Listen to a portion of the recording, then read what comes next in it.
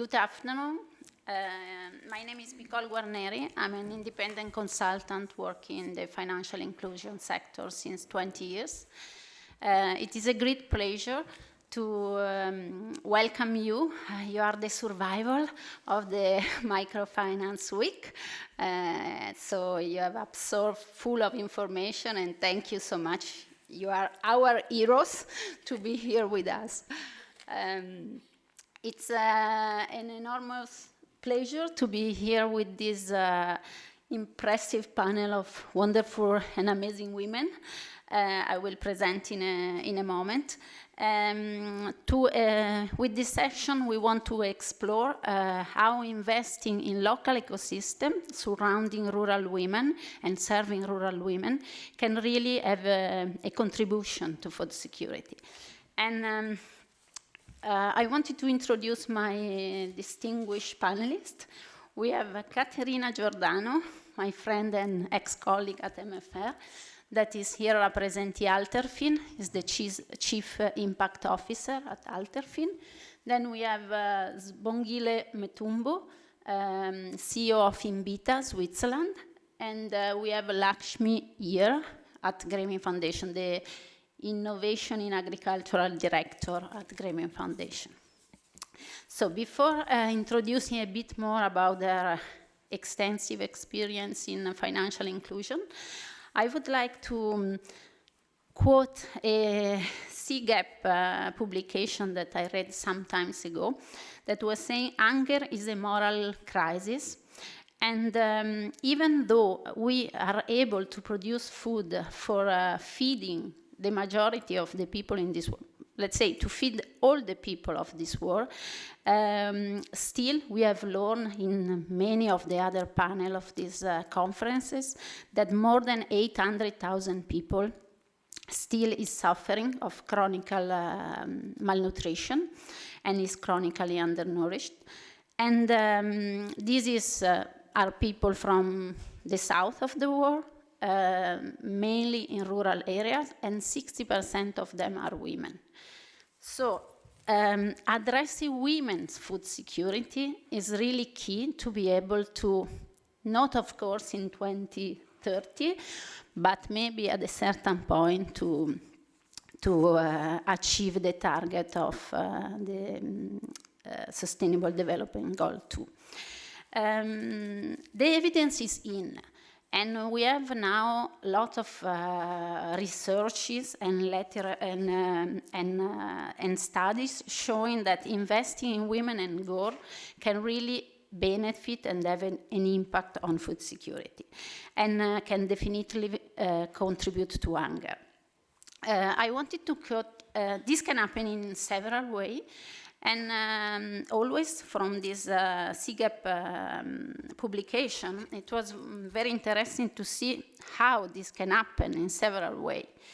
They were saying that social protection payment, for example, when are paid directly into women financial accounts, such as the mobile money wallet, for example, can increase by 15% almost their food expenditure. Another result that they show is that separate financial account increase women's bargaining power and reduce child malnutrition. So when within the family the woman has its own account, she gains a bargaining power and she has a word to say on how to invest the income of the family. And often we know when women are investing, they are investing in their children, in food, in water, in education, in health of the family. And again, saving accounts improve women access to high-quality farm input and to improve their productivity, the productivity of their farming. So, enabling women access to financial service, empower them, increase their control over the household expenses, and finally, it in turn can have a positive impact. But we know that how many times have you heard about issue like when we put money in the hand of women, we can say that they save more, they invest more in their family. So it's quite frustrating to see that the financial sector still is not really recognizing fully the potential of the women-led enterprises. So in this session, we'll discuss investing in these local women-led and women-focused enterprises to enable greater gender outcome, included but not only food security, such as drudgery, decision-making power, and increase resilience. So without further ado, I would like to say something more about my panelists, introducing one by one, and asking them, just to be sure that everyone here know about the institution they are working with, to say really in 60 seconds what your institution do and which kind of institution is. So Caterina Giordano is Chief Impact Officer at Alterfin, an impact investor, but she will say more about that.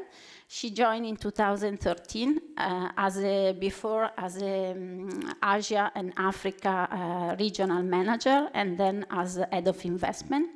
Now is leading the impact department and supervising other units like the TA and the environmental and social impact unit.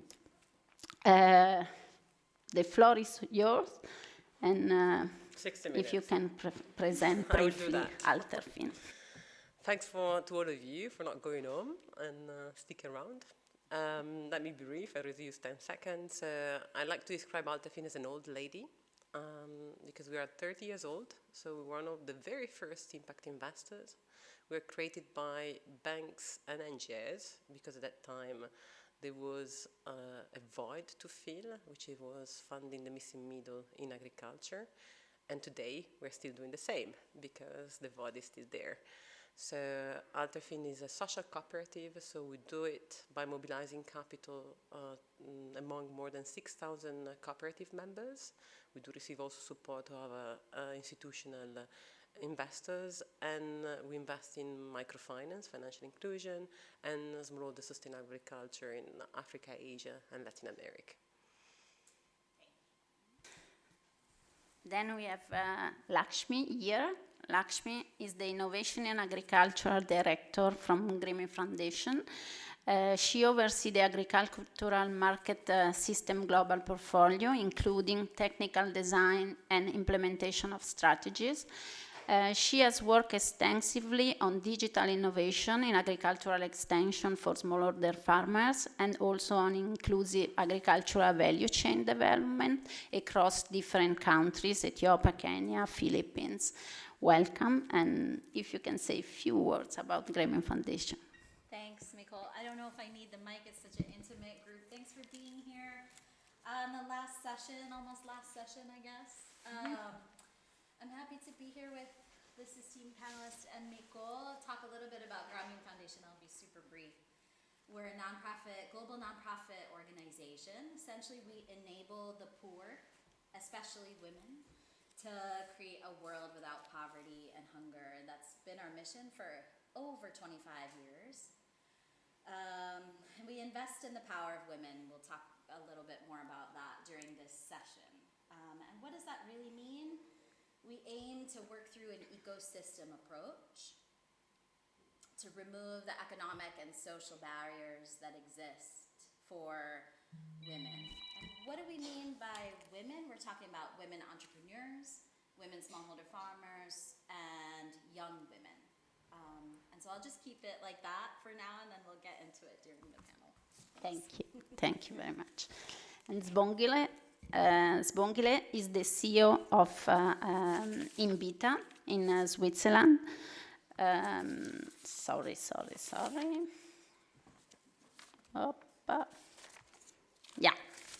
Zvongile.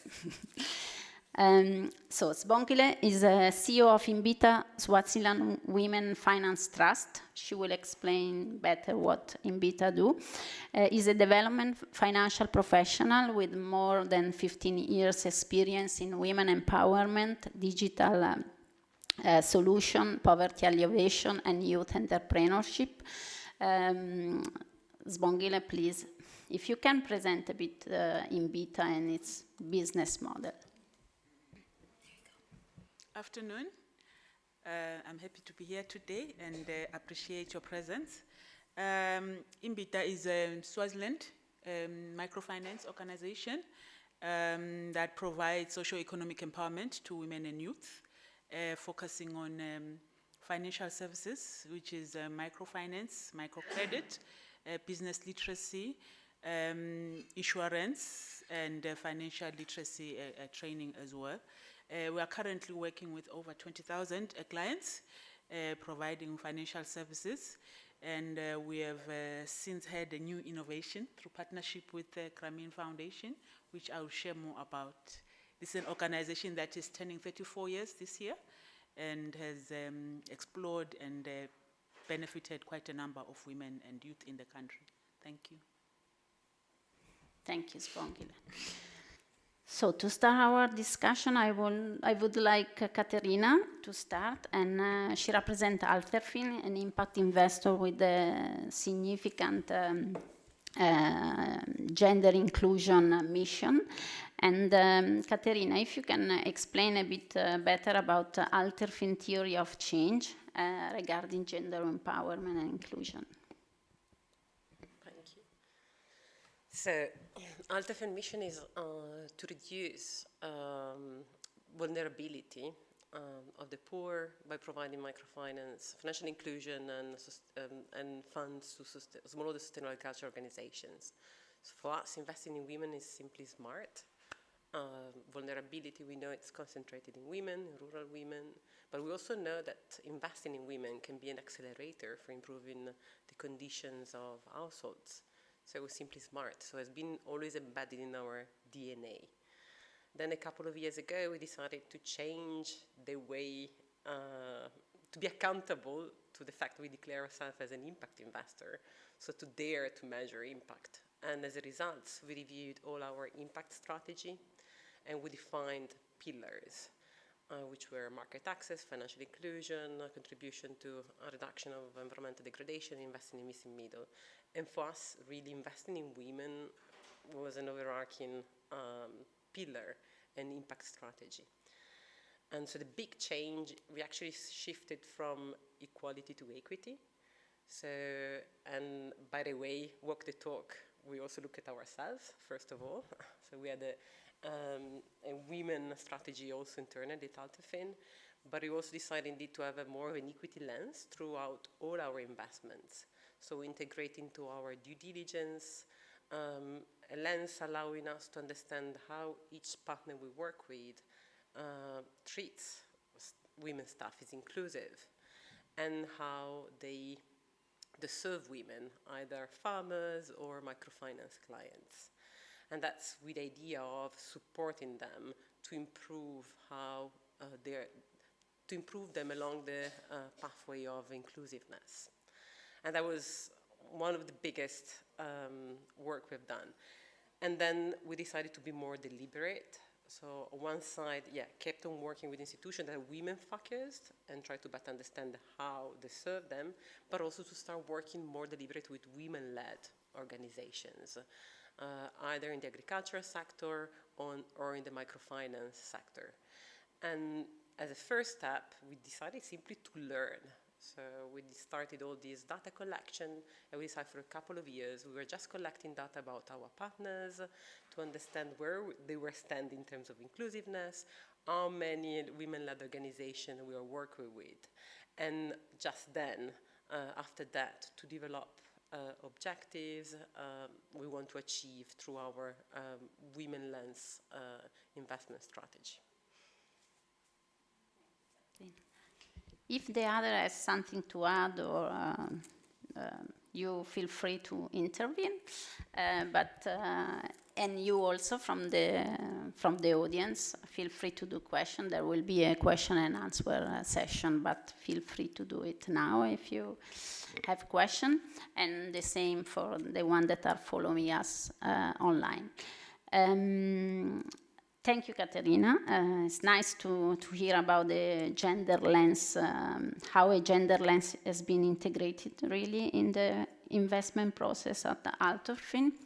We know how gender lens investment really can catalyze the growth of women-led enterprises, and so thank you. Now I would like to go to Lakshmi to understand a bit more about Grameen Foundation and its strategy. And in particular, you have a new strategy regarding investing in hair power. And if you can elaborate a bit more on that. Thanks, Nicole. Yeah.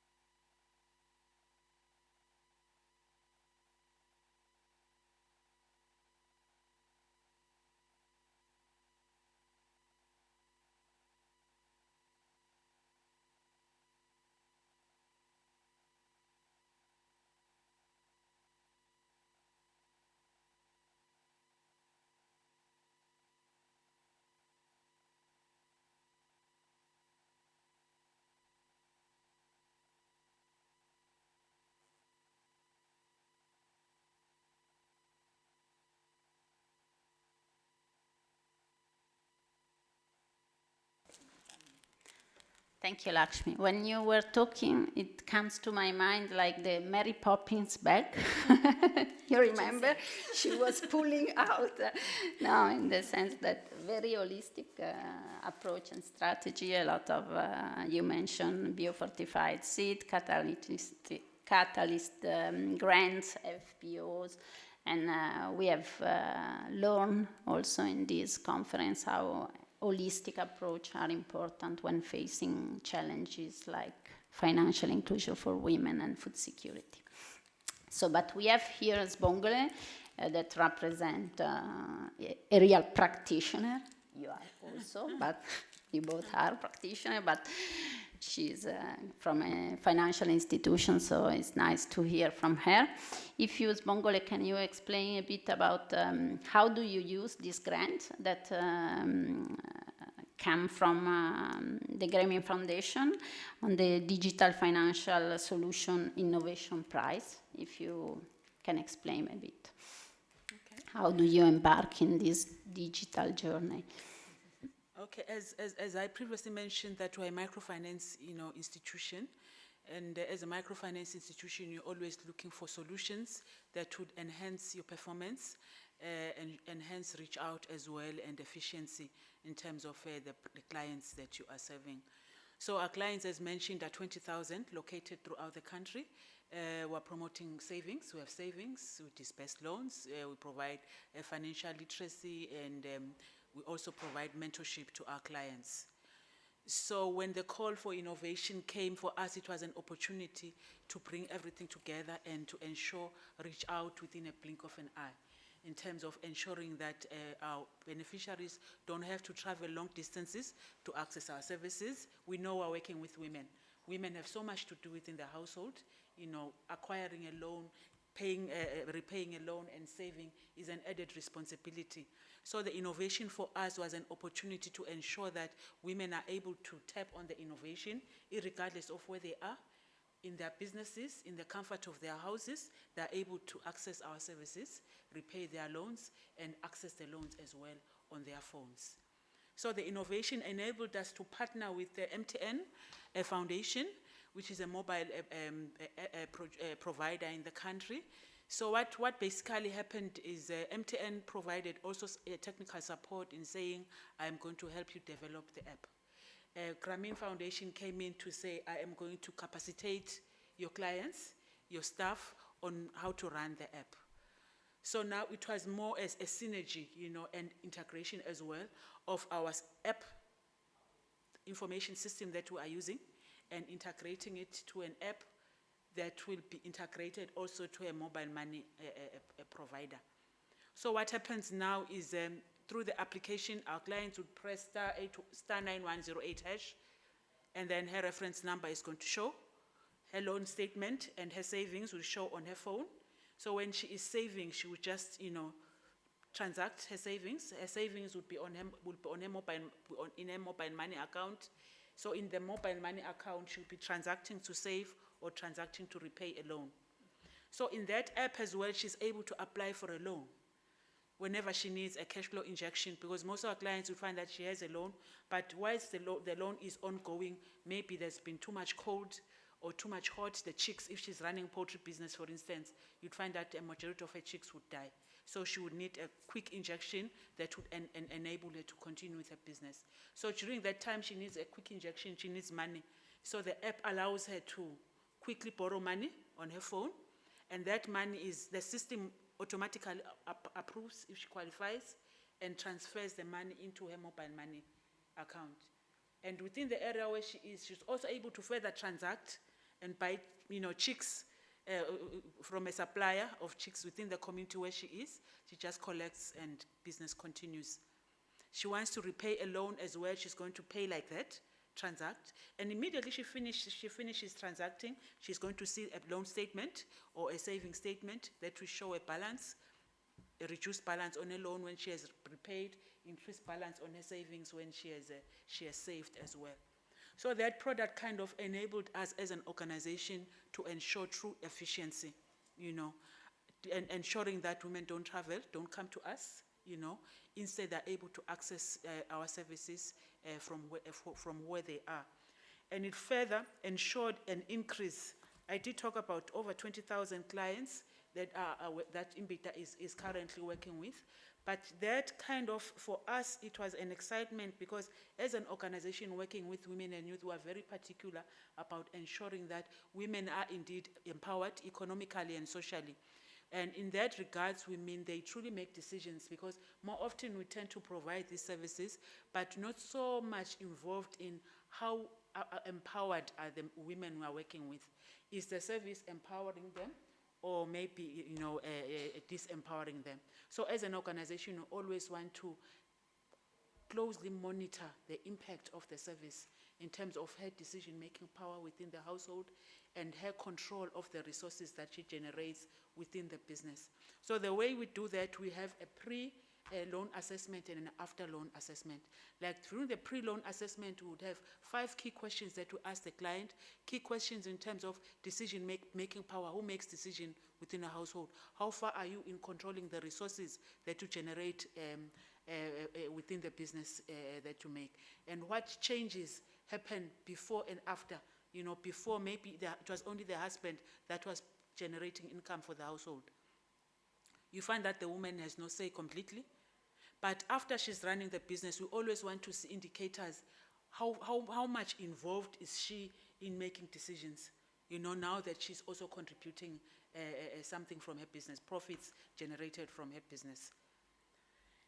So that has kind of ensured that there are greater gender-based outcomes, you know, from the services that we are providing.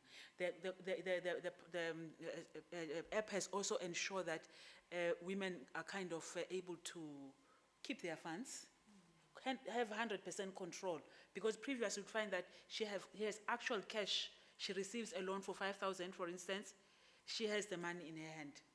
But now, because money is transacted direct into a mobile money app, no one sees the money. No one will have a say or maybe want a portion of the money. She just, you know, secretly have control over, and secretly, not really secretly, but quietly, you know, have control and make decisions, transact, do whatever she wants to do with regards to the funds generated. Great. Thank you, Spongile. I read a report from the Financial Alliance for Women that were saying that there is still a 28% fintech or digital gender gap, which is much greater than the gender credit gap, based on bank account or smartphone gender gap. And so thank you for contributing to close this gap.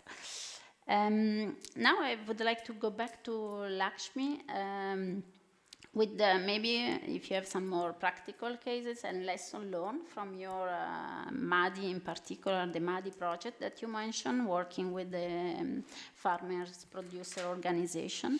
There are lessons learned, and how did you use them to readdress the strategy of this project? Thanks. Yeah, I want to pick up on 2 things that Spongile said. One is this entire idea of digital innovations for women, which is something that Grameen Foundation works a lot on, as it does remove some barriers. I mean, there's so many stepping stones before you can get to the point of providing something like that to the women that we're serving on a regular basis, which is the commonality, you know, the common threads, digital literacy, financial literacy, these types of common stepping stones. There's also, you know, all the gender equity types of training that I mentioned a little bit in the beginning. That was also provided in the Mundi project. So there's some common threads between these two activities. Within the Mundi project, in order to increase women membership and increase female board members, we did provide a lot of intra-household dialogue, so dialoguing amongst household members around how often women are not really able to make decisions about the livelihood opportunities that they're involved in and that they're engaged in. But what could be the assets, or what could be the the eventual power that comes from providing women some of this, the potential to be a part of an FPO and to receive these types of services. So that happened on a household level, on a community level, as well as on a farmer-producer organization board level. And so we're, if we can imagine, it's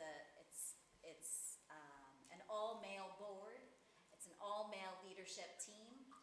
Talking about these things is not easy, and we faced a lot of pushback, as I'm sure all of you face on a regular basis with the programs and projects that you're engaging with. I mean, this stuff, I don't think anybody has a silver bullet response to this or a solution. I just think it takes a lot of time, which is the point I was trying to make in the beginning. The more we entrench these projects with, like Nicole was saying, the Mary Poppins activities, throwing everything in almost like it's the kitchen sink, the more we're unable to focus on and center in on the products and services that these women really need.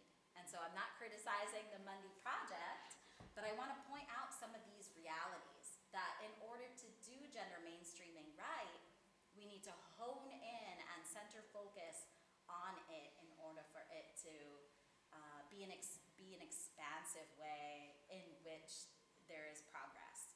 So, things like intra-household dialogues, community dialogues around gender mainstreaming, gender and power dynamics training, it's really important, and Grameen Foundation has cultivated this type of training curriculum, and we do apply it globally. It is very powerful, but it does take time for individuals to make a transformative kind of perspective shift. It's not overnight. It requires a lot more dialoguing even after the curriculum is over. So I wanted to make that point in the sense that women membership did increase, as I suggested, and we were able to place approximately 2 women board members in each of these 40 farmer-producer organizations that we were working with. But it's a stepping stone.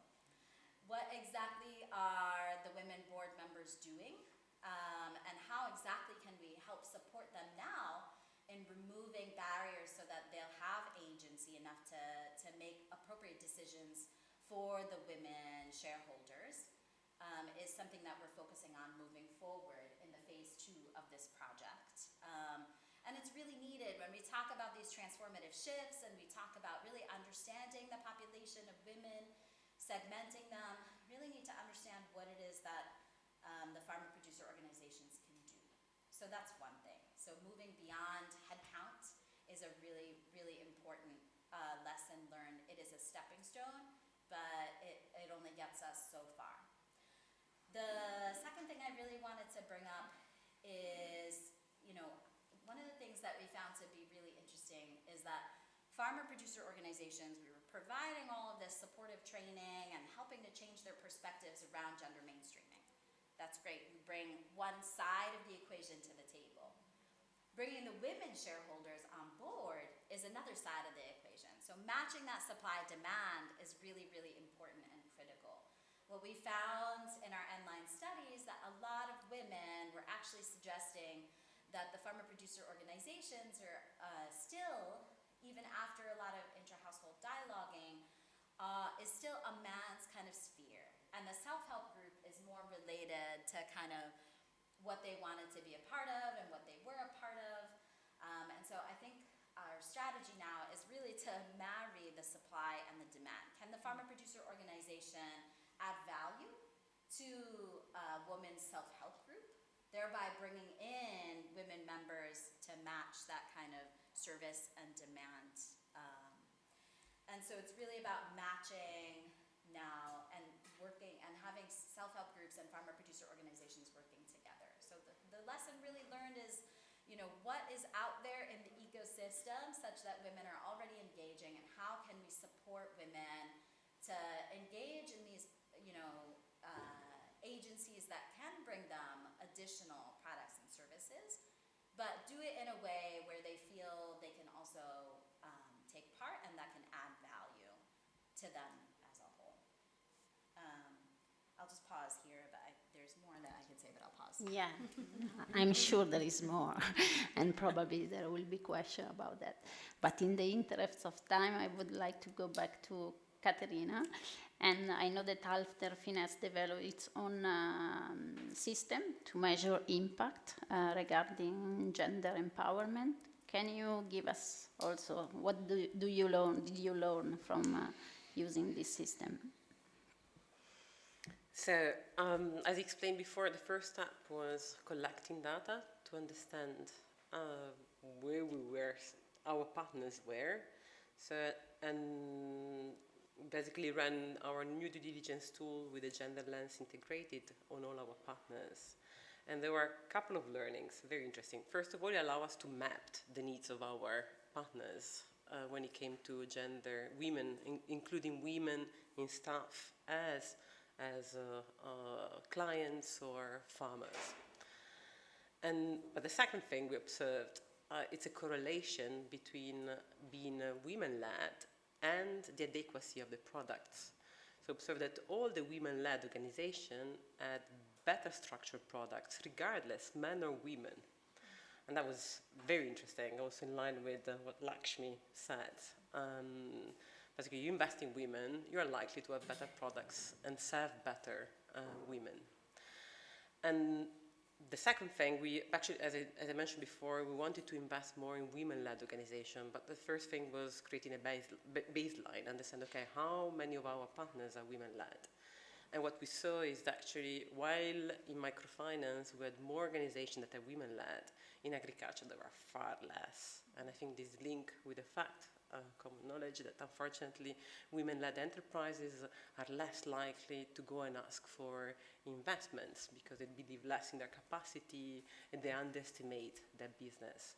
So as a lesson learned, one of the actions we decided to take, okay, probably we need to run market study in key countries to identify women-led organizations that we can support. And that's more on, I'd say, on the what we learned from our due diligence tool and collecting data. And then, as Mikol said, we're an impact investor, let's do it, let's measure impact. So we started a couple of years ago and we decided to use an extremely qualitative methodology. I know, I hope there are no academics here, because normally it was like, do you dare? Yes, we dare. And a methodology which is inspired by SenseMaker. And basically, he starts by collecting stories from the beneficiaries. Then through signifier questions, he deconstructs those stories in data points. And then by group discussion, you validate those stories and data points. And we've run it, what we do basically for each of our partners, we have a tier of impact based on the information we collect. And through this impact study, we want to validate or not. We want to understand, okay, we do invest because we believe this is happening. Is it really happening or not? And indeed, we also run it into some institutions that are women-led and women-focused. And I will give you an example, which was extremely interesting. An organization in Rwanda created by two sisters working in coffee. After the genocide, they decided to build up this coffee SME to support women. So we, first we did an additionality survey because we believe that our first impact is on partners. And we were the very first lender, so clearly what we observed that they increased not only they increased the number of farmers they were working with, they increased the number of buyers they were working with, they increased the price to farmers. And then we look at the farmers through our impact methodology. So overall, farmers, they appreciated the support they received from the organization in terms of emergency loans, educational loans, etc., and the vast majority observed an improvement at the level of the farm, and 3/4 observed an improvement at household level in terms of capacity of investing in assets. And then we look at women, which represented the vast majority of the farmers providing to coffee, selling coffee to Nyamurinda. And there were overall greater satisfaction, and then the difference that they all experience increased decision making at household level. And then what I think that's the beauty of this methodology, that you're open to the intangible, because you don't go with your, like, this is happening, yes or no, this is happening, yes or no. You listen to the voices of the beneficiaries, and what came out very clearly is that actually they perceived this organization as a safety net in the absence of one, because there is no social security, etc., and so they perceived that Nyamburinda playing a role really as a safety net. And that was the first time. And then as we did it in others, it was all the same every time in women-led organization. And interestingly enough, and there's no literature about it, but then we discussed with Value for Women, like, really, that's what we observe as well. And that's the beauty of intangible. So what we are discovering or seeing that women-led organization, they also tend to be perceived as social pillar of the community. Thank you, Caterina. So before giving some time for questions to the audience, I just wanted to turn to you, Spongile, and also if you can, I don't know if you have a practical case, or what did you learn from your women client, giving them a possibility to gain their financial autonomy? Okay. Maybe I'm going to start by talking about the role of our services on food security. You know, the impact that it has had on ensuring that the mothers, our members, are able to provide food. And then generally we know that, you know, a pushing force for women to generate, to start various income generating activities is ensuring there's food on the table for their children. You know, they're able to pay school fees, you know, the well-being, livelihood for their families. So as they engage, you know, in the various businesses and solicit credit to grow or start their businesses, they always want to ensure that there is food on the table. And fortunately, one of our partners, you know, provides us with equity, is a child-focused international organization. So for them, they support the mothers because they are guaranteed that they're going to cater for the children. So one of the indicators, you know, that we track in the loan monitoring cycle is how many meals children had a day. So previously, you'd find that before the start of the intervention, they had 1 meal a day, you know. But as they proceed with the business and generate more profits, they move to 2, and then they move to 3, and then again ask were they able to take children to school, to hospital, you know, what financial incidences occurred that the business was able to cater for, yet they couldn't address before. You know, so that automatically it shows that food security is one, you know, major success for women as they continue in their businesses. And then again, through the digitization, we've also seen, you know, the impact of digital ecosystems again in ensuring that sustainable agriculture is created to address issues of poverty and hunger and unemployment as well.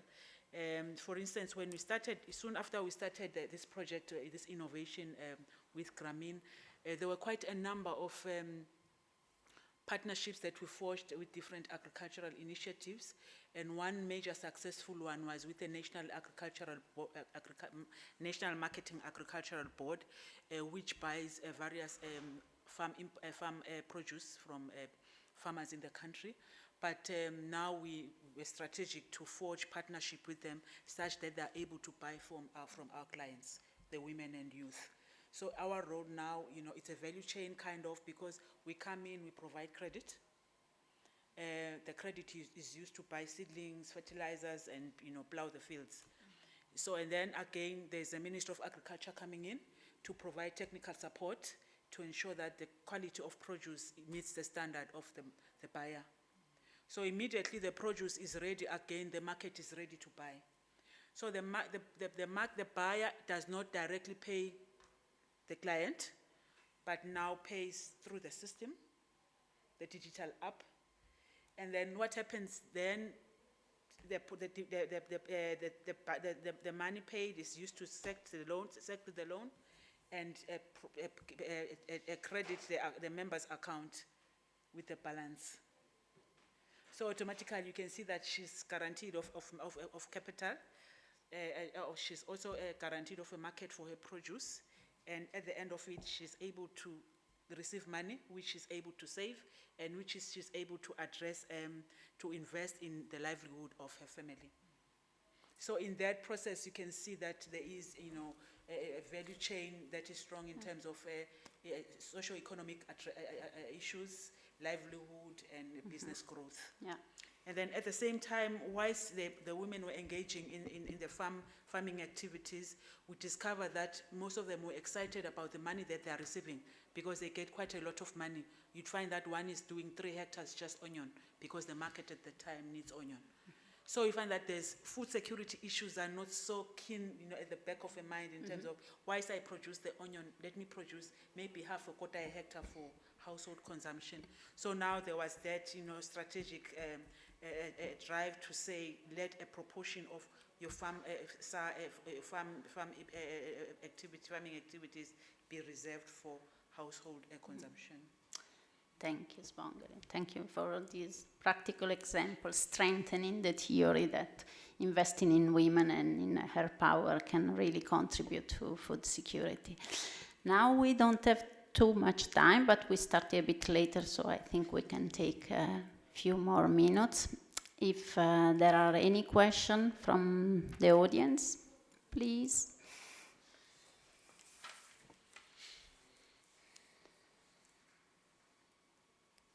Ready to go home. Too tired. Nothing. Maybe I have a question, because in many of the panel, when talking about food security or gender inclusion, we discuss about the fact that, investing in her power does not mean to exclude men. And to really have impact and effect, we have to shift the paradigm within the household. And so that also any kind of, generally are more non-financial service, but that can involve also men in the community, and teaching them, if they need to be taught, about how they can support their women. I don't know if you have comment on that, Svangeli or Lakshmi, about, do you integrate also, or do you have some activity to also sensitize men? Actually, I think perhaps before I go to that one, I'm going to share our experience, you know, as a practitioner as well. A few seconds, you know, that as we address the access to credit, you know, for women and youth, but there's so many, you know, intertwined challenges that are coming, you know, arising, you know, from the services that we're providing. Issues of climate change, for instance, gender-based violence associated with inequalities, you know, and those issues are calling you as a practitioner to address in order to ensure that there is the framework, you know, is kind of, the groundwork is leveled.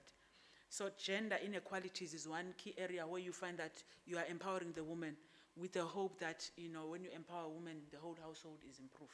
But now gender-based violence sparks within the household, you know.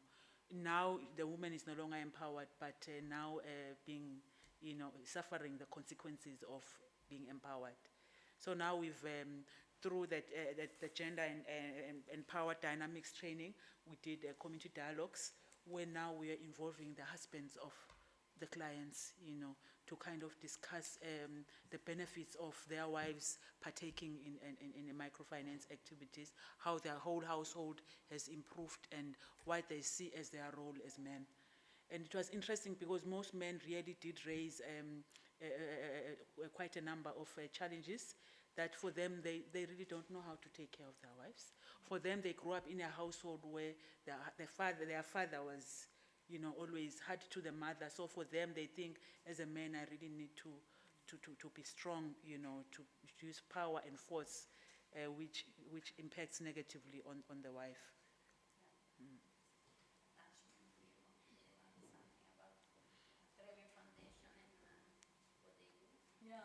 Yeah, we have one of our strategies within this entire sphere of invest in her power is a he for she strategy. So we know we can't leave one entire gender out of the equation. We have to bring them along into the conversation. So we have an entire set of curriculum dedicated to male engagement strategies, such as the gender and power dynamics training that Spongale and I were talking about, and the community dialogue training. But I think, like we have said, it's not a one-time kind of intervention. It requires multiple times. It requires reinforcement from not only implementers like us, but all of the ecosystem actors. So it's not necessary to just provide this type of training to one of the actors, like a farmer producer organization or just the households. You really need to take kind of that ecosystem approach and suggest if there are multiple actors that are engaging with a woman, all of the actors require this type of training. Otherwise the women will continue to face these barriers at every chance, at every intersection point with the types of services and products that they're trying to access. Yeah. Thank you. I think our time is over. I thank you very much, you all. I thank you, the audience. And I just wanted to mention, yesterday I heard a man saying this. It was the CEO of Banco Sol. He said, women pay better, women save more, women learn faster. They can teach others and can learn from others more easily. So investing in her power is not only the right thing to do, but is the smartest thing to do. And I wish you all, and also including myself, to do more on that. Thank you very much, and have a good and safe travel back to home. Thank you.